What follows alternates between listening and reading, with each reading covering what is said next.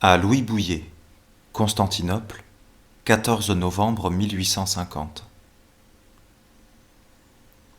Si je pouvais t'écrire tout ce que je réfléchis à propos de mon voyage, c'est-à-dire que si je retrouvais quand je prends la plume les choses qui me passent dans la tête et qui me font dire à part moi, je lui écrirais ça, tu aurais vraiment peut-être des lettres amusantes.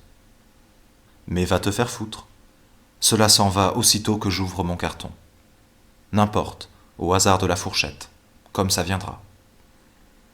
D'abord de Constantinople, où je suis arrivé hier matin. Je ne te dirai rien aujourd'hui, à savoir seulement que j'ai été frappé de cette idée de Fourier, qu'elle serait plus tard la capitale de la Terre. C'est réellement énorme comme humanité. Ce sentiment d'écrasement que tu as éprouvé à ton entrée dans Paris, c'est ici qu'il vous pénètre en coudoyant tant d'hommes inconnus, depuis le persan et l'indien jusqu'à l'américain et l'anglais. Tant d'individualités séparées dont l'addition formidable aplatit la vôtre. Et puis c'est immense. On est perdu dans les rues. On ne voit ni le commencement, ni la fin. Les cimetières sont des forêts au milieu de la ville. Du haut de la tour de Galata, à voir toutes les maisons et toutes les mosquées, à côté et parmi le Bosphore et la Corne d'Or pleine de vaisseaux, les maisons peuvent être comparées aussi à des navires. Ce qui fait une flotte immobile dont les minarets seraient les mâts des vaisseaux de haut bord. Phrase un peu entortillée. Passons. Nous avons passé, rien de plus, dans la rue des bordels d'hommes. J'ai vu des bardaches qui achetaient des trajets, sans doute avec l'argent de leur cul. L'anus allait rendre à l'estomac ce que celui-ci procure d'ordinaire. Dans des salles au rez-de-chaussée, j'ai entendu les sons d'un violon aigre. On dansait la romaïque. Ces jeunes garçons sont ordinairement des Grecs. Ils portent de longues chevelures. J'aurai demain ton nom, Louis Bouilhet, prononciation turque, écrit sur papier bleu en lettres d'or. C'est un cadeau que je destine à orner ta chambre. Cela te rappellera, quand tu le regarderas tout seul, que je t'ai beaucoup mêlé à mon voyage. En sortant de chez les malins, égal écrivain, où nous avons discuté le papier, l'ornementation et le prix de la dite pancarte, nous avons été donnés à manger aux pigeons de la mosquée de Bajazet. Ils vivent dans la cour de la mosquée par centaines. C'est une œuvre pie que de leur jeter du grain. Quand on arrive, ils s'abattent sur les dalles de tous les côtés de la mosquée, des corniches, des toits, des chapiteaux, des colonnes. Le port a aussi ses oiseaux familiers. Au milieu des navires et des caïques, on voit les cormorans voler, ou qui se reposent sur les flots. Sur les toits des maisons, il y a des nids de cigognes, abandonnés l'hiver. Dans les cimetières, les chèvres et les ânes broutent tranquillement, et la nuit, les putains turcs viennent s'y faire baiser par les soldats. Le cimetière oriental est une des belles choses de l'Orient. Il n'a pas ce caractère profondément agaçant que je trouve chez nous à ce genre d'établissement. Point de mur, point de fossé, point de séparation ni de clôture quelconque. Ça se trouve à propos de rien dans la campagne ou dans la ville, tout à coup et partout, comme la mort elle-même à côté de la vie et sans qu'on y prenne garde. On traverse un cimetière comme on traverse un bazar. Toutes les tombes sont pareilles. Elles ne diffèrent que par l'ancienneté seulement. À mesure qu'elles vieillissent, elles s'enfoncent et disparaissent, comme fait le souvenir qu'on a des morts, dirait Chateaubriand. Les cyprès plantés en ces lieux sont gigantesques. Ça donne au site un jour plein de tranquillité. À propos de site, c'est à Constantinople véritablement que l'on peut dire un site. Ah, quel tableau! Mais je n'y trouve aucune comparaison à établir avec le Havre.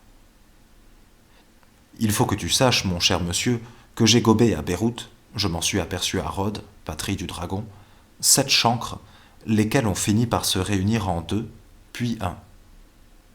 J'ai fait avec ça la route de Marmoris à Smyrne, à cheval. Chaque soir et matin, je pensais mon malheureux vie. Enfin, cela est guéri. Dans 2 ou 3 jours, la cicatrice sera fermée. Je me soigne à outrance. Je soupçonne une maronite de m'avoir fait ce cadeau, mais c'est peut-être une petite turque. Est-ce la turque ou la chrétienne? Qui des deux? Problème. Pensée. Voilà un des côtés de la question d'Orient que ne soupçonne pas la revue des 2 mondes. Nous avons découvert ce matin que le Jung Sassetti a la chaude pisse de Smyrne. Et hier soir, Maxime s'est découvert, quoiqu'il y ait 6 semaines qu'il n'a baisé, une excoriation double qui m'a tout l'air d'un chancre bicéphale. Si c'en est un, ça fait la 3e vérole qu'il attrape depuis que nous sommes en route. Rien n'est bon pour la santé comme les voyages. Où en es-tu avec la muse ? Je m'attendais ici à trouver une lettre de toi et quelque chose en vers y inclus. Que devient la Chine ? Que lis-tu ? Que fais-tu ? Comme j'ai envie de te voir. Quant à moi, littérairement parlant, je ne sais où j'en suis. Je me sens quelquefois anéanti, le mot est faible. D'autres fois, le style limbique, à l'état de limbe et de fluide impondérable, passe et circule en moi avec des chaleurs enivrantes. Puis ça retombe. Je médite très peu. Je rêvasse occasionnellement. Mon genre d'observation est surtout moral. Je n'aurais jamais soupçonné ce côté au voyage. Le côté psychologique, humain, comique y est abondant. On rencontre des balles splendides, des existences gorge-pigeon très chatoyantes à l'œil, fort variées comme loques et broderies, riches de saleté, de déchirures et de galons. Et au fond toujours cette vieille canaillerie immuable et inébranlable. C'est là la base. Ah, comme il vous en passe sous les yeux. De temps à autre, dans les villes, j'ouvre un journal. Il me semble que nous allons rondement. Nous dansons non pas sur un volcan, mais sur la planche d'une latrine qui m'a l'air passablement pourrie. La société prochainement ira se noyer dans la merde de 19 siècles, et l'on gueulera raide. L'idée d'étudier la question me préoccupe. J'ai envie, passe-moi la présomption, de serrer tout cela dans mes mains comme un citron, afin d'en aciduler mon verre. À mon retour, j'ai envie de m'enfoncer dans les socialistes et de faire sous la forme théâtrale quelque chose de très brutal, de très farce et d'impartial, bien entendu. J'ai le mot sur le bout de la langue et la couleur au bout des doigts. Beaucoup de sujets plus nets comme plans n'ont pas tant d'empressement à venir que celui-là. À propos de sujets, j'en ai 3, qui ne sont peut-être que le même, et ça m'emmerde considérablement. Premier, une nuit de Don Juan à laquelle j'ai pensé au Lazaret de Rhodes. Deuxième, l'histoire d'Anubis, la femme qui veut se faire baiser par le dieu. C'est la plus haute, mais elle a des difficultés atroces. Troisième, mon roman flamand de la jeune fille qui meurt vierge et mystique entre son père et sa mère, dans une petite ville de province, au fond d'un jardin planté de choux et de quenouilles, au bord d'une rivière grande comme l'eau de Robec. Ce qui me turlupine, c'est la parenté d'idées entre ces 3 plans. Dans le premier, l'amour inassouvissable sous les 2 formes, de l'amour terrestre et l'amour mystique. Dans le second, même histoire. Seulement, on s'y baise, et l'amour terrestre est moins élevé en ce qu'il est plus précis. Dans le troisième, ils sont réunis dans la même personne, et l'un mène à l'autre. Mon héroïne seulement en crève de masturbation religieuse après avoir exercé la masturbation digitale. Hélas, il me semble que l'on dissèque si bien les enfants à naître, on n'est pas assez bandant pour les créer. Ma netteté métaphysique me donne des terreurs. Il faut pourtant que j'en revienne. J'ai besoin pour moi de me donner ma mesure à moi-même. Je veux, pour vivre tranquille, avoir une opinion sur mon compte, opinion arrêtée et qui me réglera dans l'emploi de mes forces. Il me faut connaître la qualité de mon terrain et ses limites avant de me mettre au labourage. J'éprouve, par rapport à mon état littéraire intérieur, ce que tout le monde à notre âge éprouve un peu par rapport à la vie sociale. Je me sens le besoin de m'établir. À Smyrne, par un temps de pluie qui nous empêchait de sortir, j'ai pris au cabinet de lecture Arthur d'Eugène Sué. Il y a de quoi en vomir. Ça n'a pas de nom. Il faut lire ça pour prendre en pitié l'argent, le succès et le public. La littérature a mal à la poitrine. Elle crache, elle bavache, elle a des vésicatoires qu'elle couvre de taffetas pommadé et elle s'est tant brossé la tête qu'elle a perdu tous ses cheveux.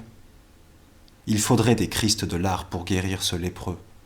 En revenir à l'antique, c'est déjà fait. Au Moyen-Âge, c'est déjà fait. Reste le présent. Mais la base tremble.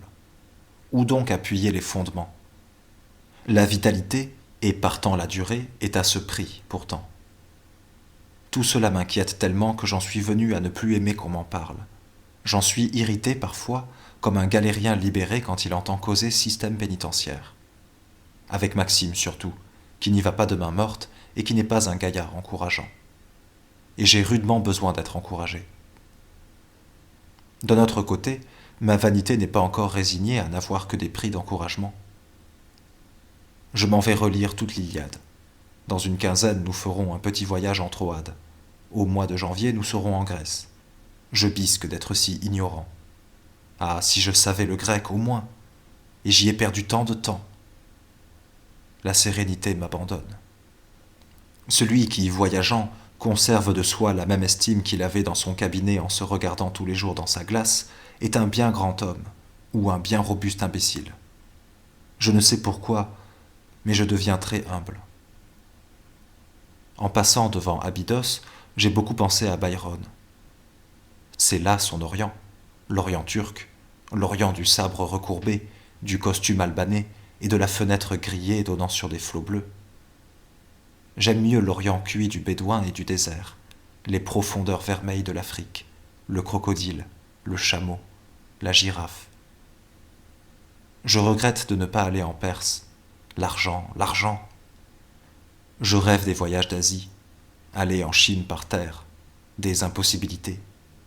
Les Indes ou la Californie qui m'excitent toujours sous le rapport humain. D'autres fois, je me prends de tendresse à en pleurer en songeant à mon cabinet de Croisset, à nos dimanches.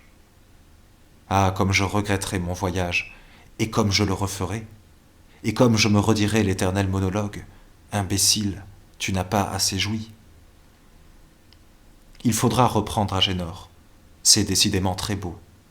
Je m'en suis redit l'autre jour quelques vers, à cheval, tout haut, et j'ai ri comme un bossu.